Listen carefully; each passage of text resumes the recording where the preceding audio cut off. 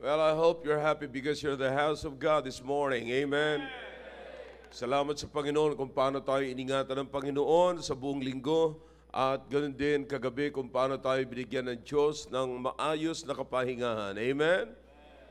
That's something, wag ho nating liit-liitin yung mga bagay na yun. Ano? Kasi alam nyo ba mga kapatid na maraming namatay kahapon na may plano kaninang umaga.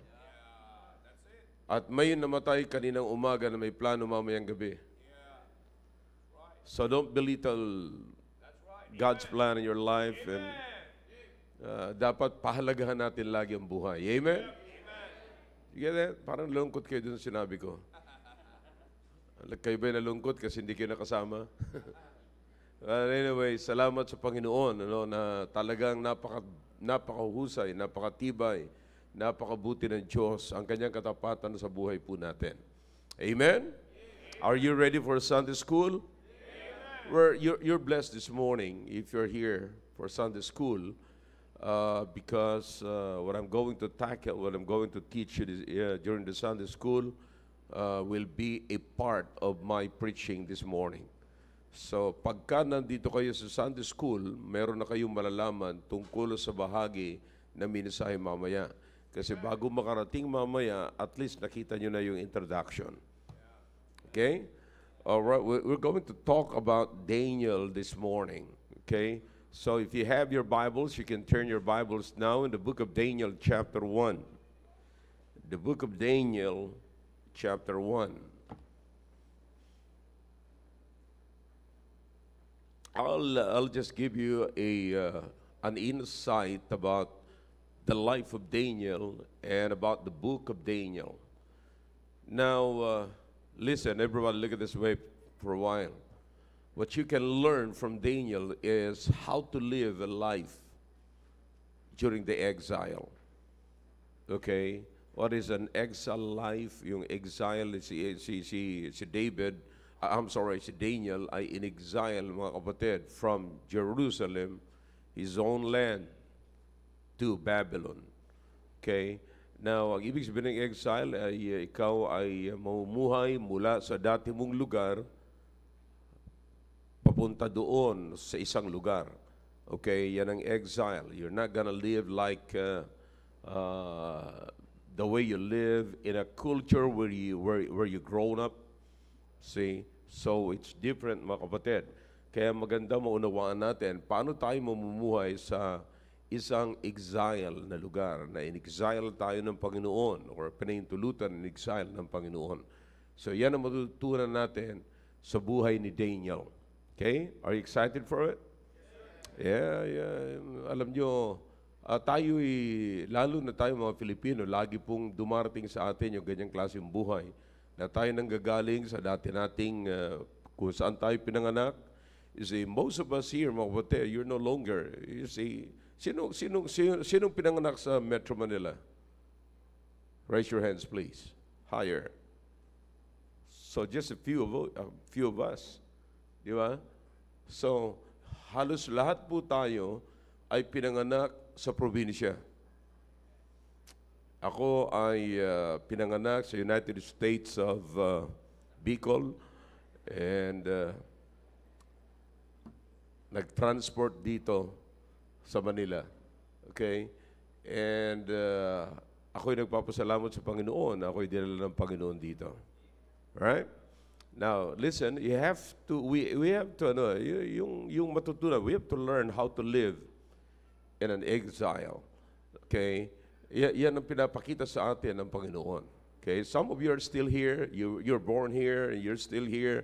You never get a chance to see what province or the countryside, yung mga probinsya, mga kapatid.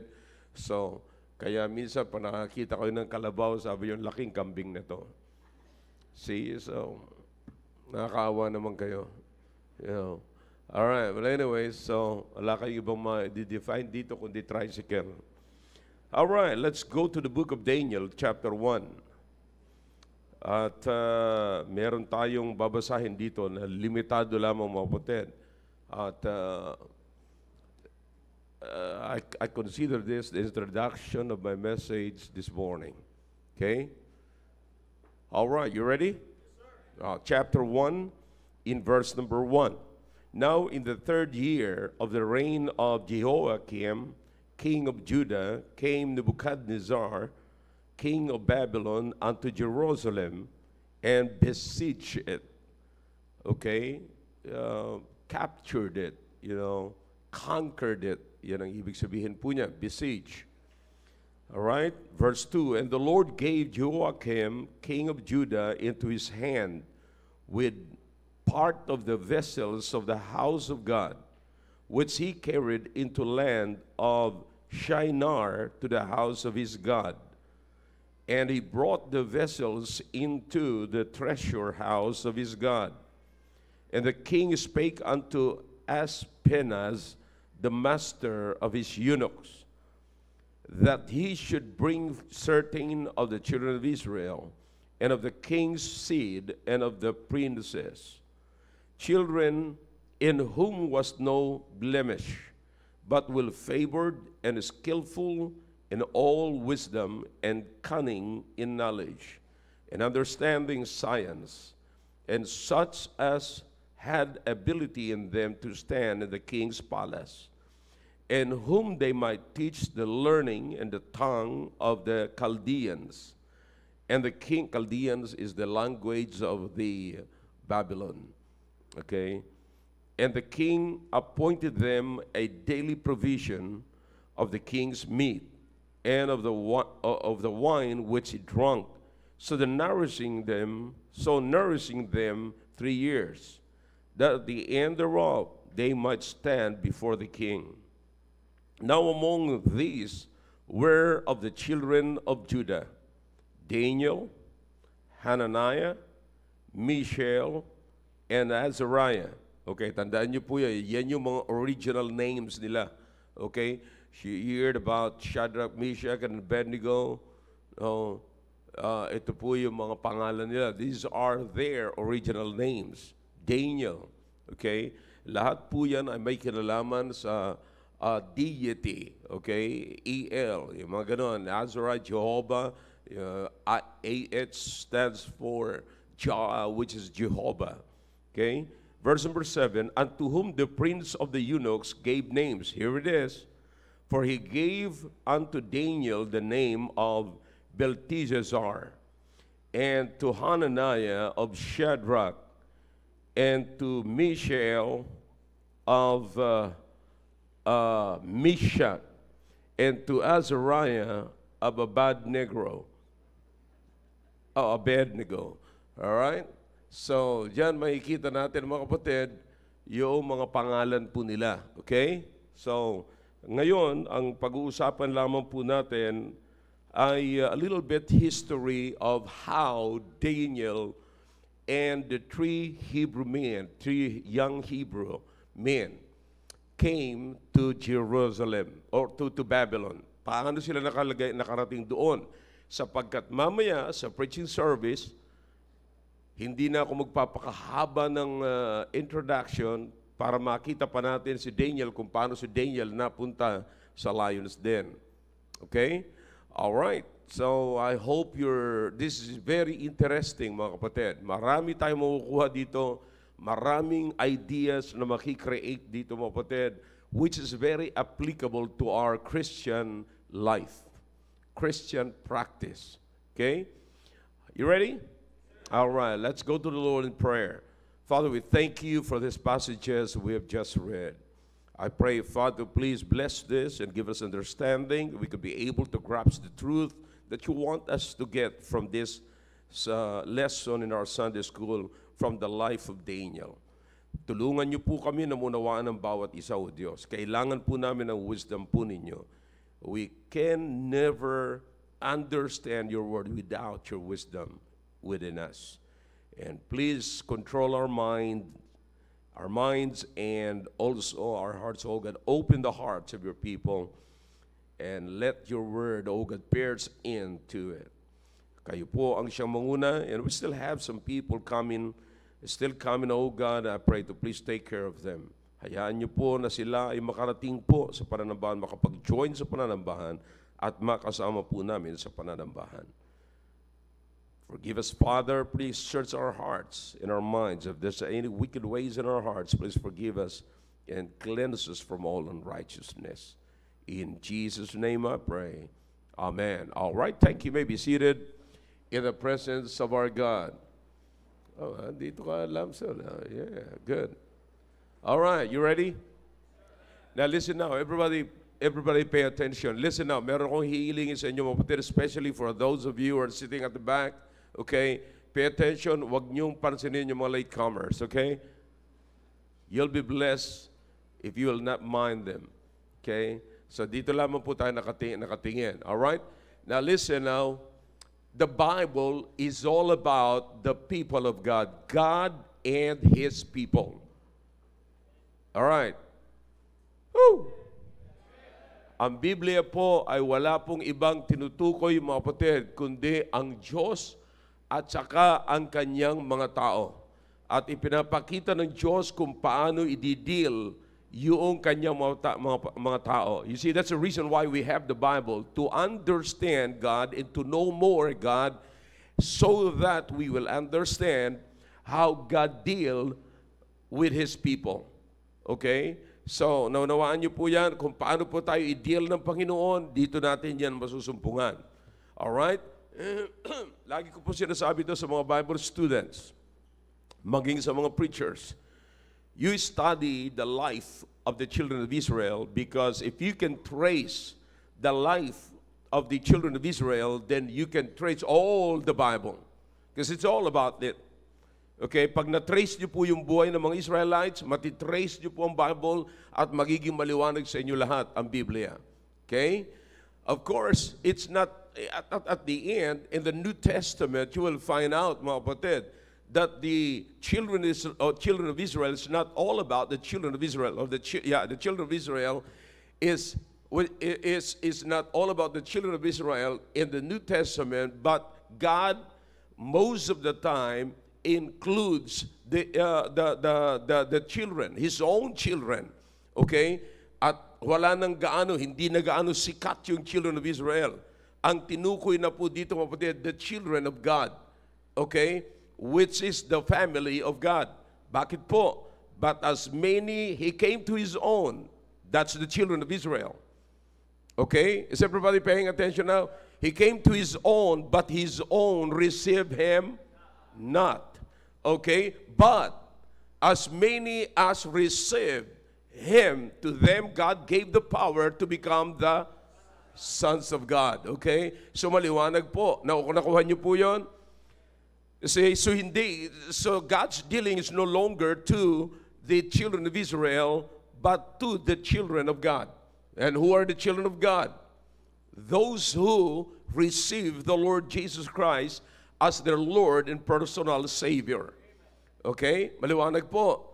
Alright. Maganda ho itong aralin na ito. Maganda ho yung pag-aaral natin. If you will just pay attention, mga kapatid. Okay? Medyo hinahaluan ko lamang po ng lingwahe ng iba para may makuha naman itong isa rito. Okay? Pero nandiyan naman si Brother Roy. Kaso, kinakatakot ko, baka naman si Roy yung walang makuha. Yeah. Alright. Now listen. You see the history, mga kapatid. Noong ang children, si Abraham, si Sarah, ay dyan ho lahat nagsimula, mga kapatid.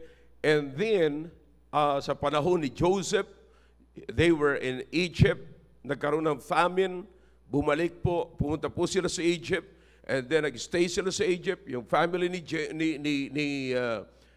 Joseph, and they were in Egypt for 400 years. Alright? Pwedeng sumobre ng 410,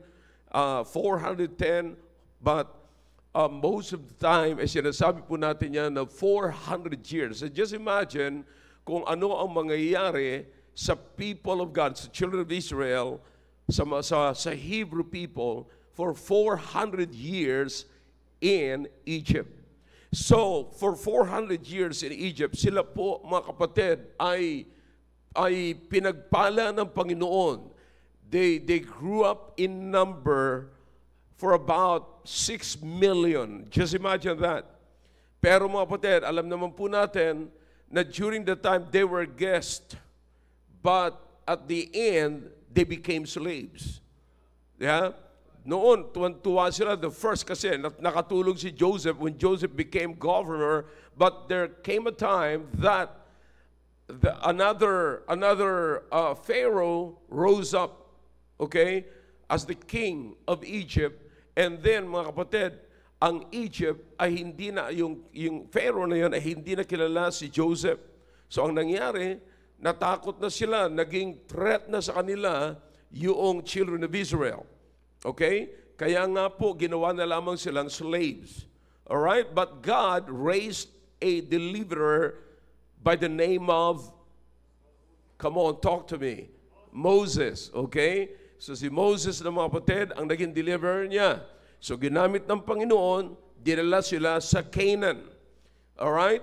So they were there. Imagine kung ilan ang numbers nila mga kapatid. Millions mga kapatid. But in the promised land, there arose a civil war, all right, among the children of Israel. Okay? Nagkaroon po ng civil war. Huwag niyo imimiss to kapatid. Bihira. I'm telling you, sometimes, hindi niyo pa maririnig to sa Bible school.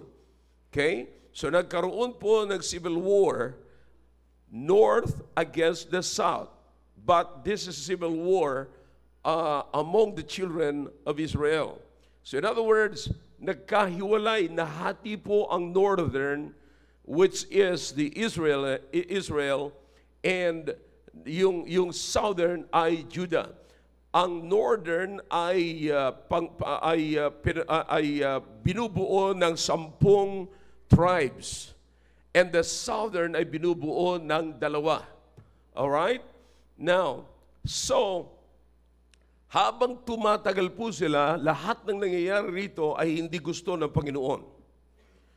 And then, the Bible says, because they were in Canaan, they were tempted to serve other gods, other than the God of Israel, other than the God of the Hebrew people, other than the God of the Jewish people. All right? They serve the gods of Canaan, na tinatawag na Baal and Astaroth. Okay? So tandaan niyo po yan. Now, here, in this case, mga kapatid, that started everything why they became a captives of Babylon. Okay? Now, so diyan ho lahat nagsimula. So ang nangyari, let me tell you just simple, in a simple way, why Baal is so popular in the lives of the children of Israel. Why they were tempted to worship Baal. Okay? Si Baal po, bakit sila na-tempt na sila ay magsilbi, maglingkod, or sambahin po nila si Baal? Anong rason? Because in Canaan, ang kinikilala po nila, they recognize, the Canaanites, they serve Baal as their gods. Bakit po? Si Baal po kasi, siya ang tinatawag na Diyos ng panahon. Okay? Now, pagka nakita nyo ang picture niyan, meron siyang parang thunderbolt na dala-dala mga kapatid. Because siya ang pinaniniwalaan na siya ang nagpapadala ng thunder, siya ang nagpapadala ng kulog, everything. Kaya yung thunder na yun, sign lamang yun na siya ay magpapadala ng ulan. So, siya ang Diyos ng panahon. And back in those days, mga kapatid, na ang Canaanites ay umaasa sa crops. Crops a big deal sa panahon ng Israel. Okay? Sila po ay, it's a big deal. Doon sila kumukuha, kapatid. So in other words, doon sila kumukuha ng pagkain. Not only that, kaya ang usapin nung araw kung gaano kalawak ko ang mga lupain. Kaya ang tao yumayaman dahilan sa lupain. So in other words, In other words, to make it short, Baal is a god of money. Because if you have good crops, you've got money. Not only for your food, but money. It gives you more money. Pag malaki ang iyong lupain, and then Baal is blessing, is sending you rains, and in times that kailangan mo ang ulan, alright? Sa panahon ng tag-init, papadalhan ka rin ng tag-init. Yun ang paniwala po nila. So that's why Baal is a big deal to the lives of the children of Israel, or in the lives of the children of Israel. So it's so important, mga kapatid. That's why they worship Baal, because Baal is so popular as far as weather condition is concerned. Okay, nakuha niyo po. Alright? Kasi pinapakita ko po sa inyo, bakit sila na-tempt. Yeah? So, dugtong-dugtong po yan. Sana matutunan niyo po. Tekniko po yan, tinuturo ko yan sa mga Bible students saka sa mga estudyante.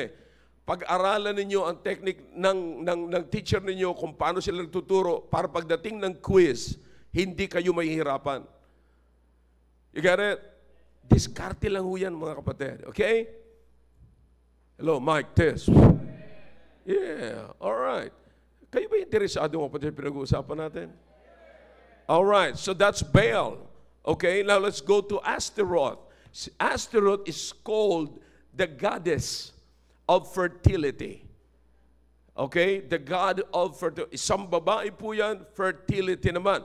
So, in other words, ito po ay nagpo-produce. Okay? Kaya lang, ang masama po rito ay nabaliwala na sa kanila yung tinatawag na purity because of the god of fertility. Nawala na po sila purity. Sapat naniniwala sila kapag ang mga babae ay nagsasubmit lagi sa mga lalaki outside marriage, wedlock. Outside wedlock. Okay? Basta't dumadami, basta't, kasi nag-fertile ka eh. So, pagpapalain ka rin. In other words, ito po ay God of sex, mga kapatid. Alright? So, ang problema lang, hindi nagtapos ito noong araw eh. Hanggang sa panahon na ito, meron pa rin mga ganon, mga kapatid. Punta kayo sa Ubando ba yun? Yeah. Alright, but anyways, so, yan po ang paniwala. Sapagkat para ikaw ay pagpalain, maging fertile yung land mo, dapat mag-worship ka at tangkilikin mo yung God of fertility. Okay? So lahat po ito ay in-embrace po ito ng mga children of Israel. Okay? Are you following me? So they embraced these gods, brethren. But God said, I don't want you to worship any other gods other than me. Because I am the only God. I am the God that can send you rain. I am God that can produce more crops from your land. I can bless you more crops. But I don't believe that. Instead of believing God alone, they embrace another gods. Okay? So, sila po ay, kaya nga po, they don't want to put away their gods, but instead, mga kapatid, they combine these gods to the real God, to the true God. So, God hates it. And because of that, God said, I'm gonna punish you. And another one, God instructed them to give land a rest. On the 7th year, okay, you don't have to plant any plants. Just give the land a rest. Okay? Para yung land naman ay makapag-produce, para yung land ay maging maayos. So tumigil kayo sa pagtatanim. Hindi man sila maniniwala kasi nangihinayang sila sa pera na makukuha nila. Alright? Naniniwala sila na yung land ay productive naman kasi nagtatanim naman sila, namumunga naman. So, nakukuha niyo po, mga kapatid, nakawalan ng tiwala nila sa Diyos. Okay, sinabi ng Diyos, don't bother. Do not toil. Huwag niyong bubungkalin. Don't till the land. On the 7th year, give them Sabbath. Give them rest. Napakasimple ang Sabbath, pero hindi naiintindihan, But anyways, so, mga kapatid, napakasimple. Sabi ng Panginoon, huwag niyong gagalawin. Hayaan niyong maging productive uli yan. Okay? Alright. Now, pero hindi rin po nila sinunod, mga kapatid. And because of that, sabi ng Panginoon, I will kick you out from the land. Okay? Ayaw niyo maniwala, ayaw niyo akong sundin, tatanggalin ko kayo dyan sa lupang ipinangako ko sa inyo. Hindi pa rin sila maniwala. Tuloy-tuloy pa rin ang pag-worship nila kay Baal at saka kay Astaroth. Okay? So God sent them the Babylonians twice. Alright? So pinitulutan sila na magapi. Kapatid, they were besieged and they were captured, they were conquered by the Babylonians, not because the Babylonians are so powerful than them. And they are so little. There are hundreds of thousands of soldiers, mga kapatid, from Babylons that besieged the city. A very small city, mga kapatid. Pero hindi nila nagapi yung Judah sapagkat malaki o malakas ang Babylonia. Kaya nila nagapi ang Judah sapagkat pinahintulutan ng Diyos na magapi ang Judah as a punishment for what they did and worshiping other gods. Did you get that? All right. If you want to read that again, that is in verse number 2. Look in verse number 2. And the Lord, sabi ng Biblia, gave what? Joachim, king of Judah, into his hand. Hand of whom? Nebuchadnezzar. Okay? So, ibinigay talaga. So, pwede namang, you understand, David and Goliath? Can you remember that? Oh, gaano? Naglalakbay kami patungo rito, pabalik na kami rito noong Monday. Nakakita po ako ng isang trailer truck na may karga po siyang container. Ang taas ay 9'6". Sabi ko sa mga kasama ko, akalain mo yan, ganyang kalaki, kataas si Goliath. Pero nagapi ni David. Imagine that. It's like a 9'6". Now, so just imagine, kayang ipagtanggol ng Panginoon yung Judah. Kaya niya ipagtanggol yung children of Israel. But do you understand, mga kapatid, na pinabayaan talaga ng Panginoon, hindi sapagkat powerful yung Babylonia. No. Sapagkat pinintulutan ng Diyos, ang sabi ng Biblia, ibinigay niya talaga si Joachim. Yung leadership, kinuha niya. Alright? So, nasusundan niyo, mga kapatid. And then the Bible says, so ibinigay siya, walang nangyayari sa ating mga kapatid na hindi pinapahintulutan ng Panginoon. Say, sometimes, yan ang gusto mo, ay di, sige, paparana sa iyo ng Panginoon. Pasabihin lang ng Panginoon, maging yung ginugusto mo, hindi mo alam na hindi mo pala gusto. And then the Bible says, they were brought into another land. From Canaan to Babylon. Okay? Now, so mapapansin nyo, in verse number 2, pinasok nila yung house of God at lahat ng mga nandoon, mga kapatid, ay dinala nila. Lahat ng mga nakuha nilang kayamanan or ginto, whatever, na pera, nakuha nila, kinuha lahat po yan, mga kapatid, at dinala po yan nila ni Nebuchadnezzar at kanya po yung inalay sa kanyang Diyos-Diyosan. Okay? So, they brought it to Shinar, to the house of his God, and he brought the vessels into the treasure house of his God. And not only that, hindi lamang po yan, mga kapatid. The second thing, ang sabi ni Nebuchadnezzar, kinausap niya yung tagapamahala niya, yung S1 niya, yung nangunguna sa personnel, ang sabi niya, they call it the eunuchs, the prince of eunuch. Sabi niya, all right, pumili ka dyan ng mga gwapong lalaki. Alright? Pumili ka dyan ng mga maayos ang itsura at mga skillful na lalaki at merong maayos na itsura. Alright? At dadalhin na natin yan. Alright. So, dinala niya po yan mga kapatid. At pagkatapos dinala nila sa Babylonia, at iyan na po yung mga nadala na nilista lamang po dito ang mga pangalan. Isa na po doon ay si Daniel. So nakita niyo po mga kapatid kung paano nakarating si Daniel doon? Sa Babylonia. Alright.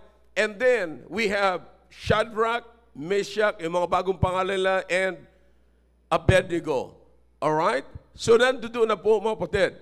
And the Bible says, dinala po sila sa templo o sa palasyo para sila ay mag-serve doon. And they were trained or under training for 3 years. At doon ngayon sa palasyo, meron silang mga pribilehiyo mga kapatid. Anong pribilehiyo? Pwede silang pumunta doon sa kantin ng hari ni Nebuchadnezzar. At pwede silang kumain actually ng pagkain na kinakain ni Nebuchadnezzar. And just imagine that. They were allowed to do that. They were allowed to eat everything that the King Nebuchadnezzar is eating.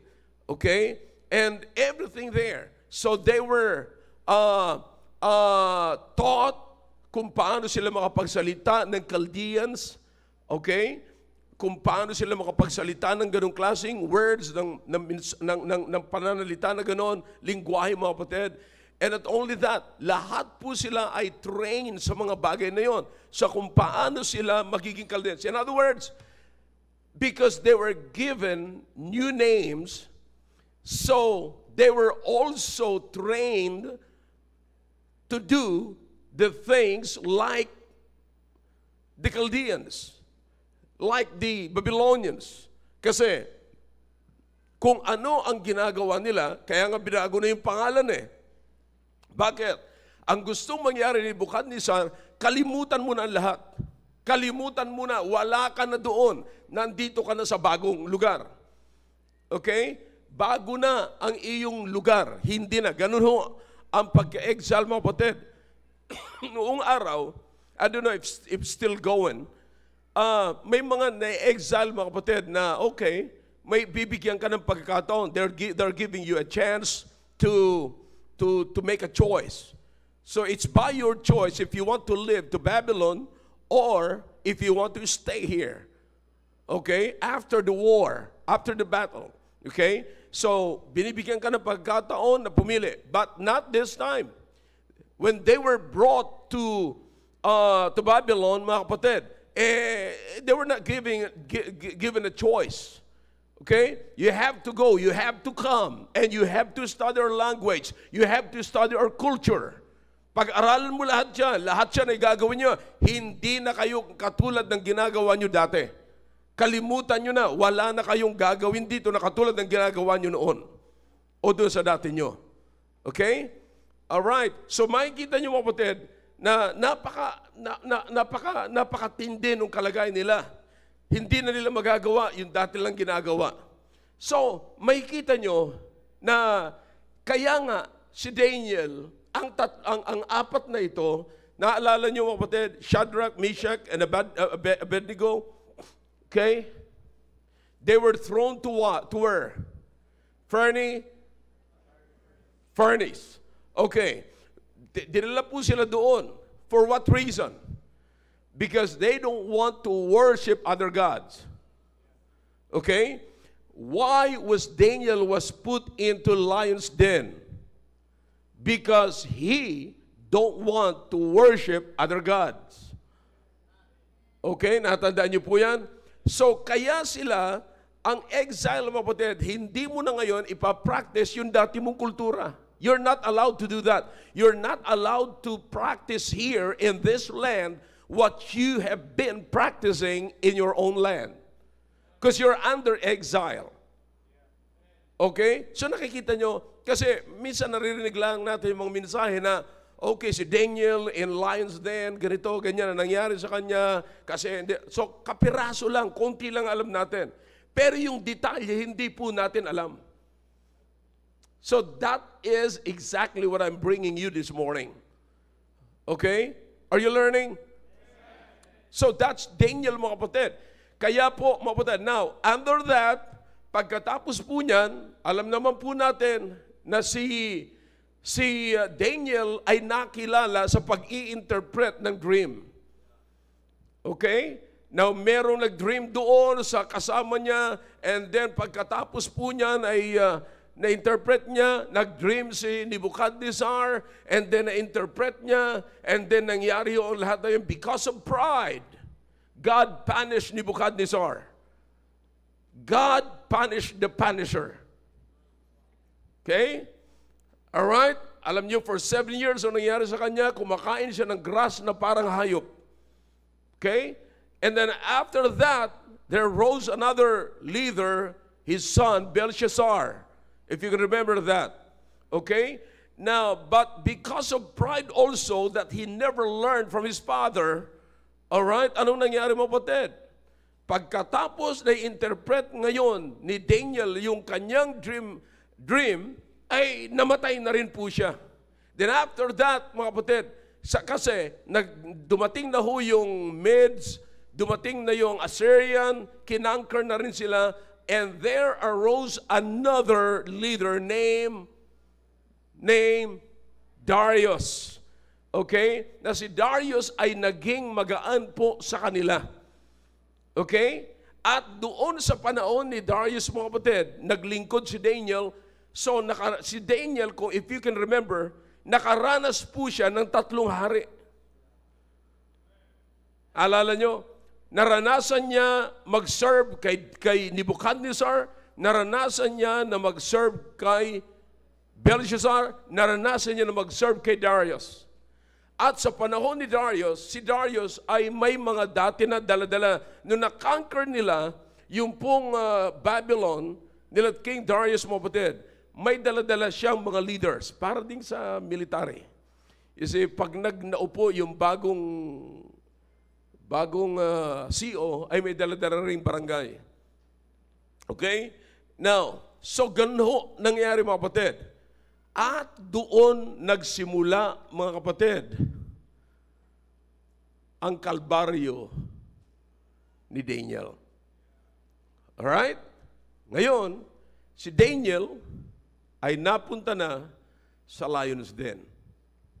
Mamaya malalaman nyo kung ano nangyari sa kanya. Diyan po muna tayo. Okay? So nakita nyo, mga kapatid, ang point na sinasabi ko po sa inyo is pinapakita po ni Daniel sa atin kung paano tayo mamumuhay sa panahon ng exile. Okay? Mamumuhay ka sa ibang lugar, mamumuhay ka na hindi katulad kung paano ka pinalaki, kung saan ka lumaki. So it's another world for you. Okay? So it's another culture for you. Yung dati mong kultura, mawawala, then paano ka ngayon mag-i-stand para sa Diyos sa panahon, doon sa isang lugar na hindi kinikilala ang Diyos? Paano mo ipapakita ang iyong Diyos, ang iyong Christianity sa isang lugar na hindi Christian? Will you still stand? You see, that is Daniel. Daniel stood for God in the midst of a godless nation. Alright? So sana po ito'y makita natin at mamaya makikita natin yung kapangyarihan ng Diyos sa buhay ni Daniel. Alright? Did you learn something? Alright. That's actually Sunday school sa mga bata, mga kapatid. Amen. Alright. So, mahalaga po ito. Mga kapatid, ito po'y totoong pangyayari. Ito po ay totoong makikita natin na kung paano si Daniel nagkaroon ng ganitong klaseng kalagayan, paano siya napunta doon sa ganitong klaseng kalagayan. Okay? At paano siya nakaalis doon sa ganitong klaseng kalagayan. All right? So I hope this is clear. And I hope you learned something, get something. At huwag niyong kakalimutan, ano mang nakuha niyo doon, huwag niyong kakalimutan sapagkat kailangan niyo po yan sa preaching service. Okay? All right, shall we all stand, please? Tayo manalangin. Dakilang Diyos, salamat po sa inyong salita. Pagpalain niyo po ang lahat ng aming narinig at nawa po ay meron po kaming nakuha rito, natutunan na pwede namin idugtong, Panginoon, doon sa kalagayan ni Daniel po, doon sa Lion's Den. Pagpalain niyo po ang mga susunod pa po namin gawain. Please, continue to give us wisdom, O God. And that we need to understand your words and your message for us this morning. In Jesus' name, amen. All right.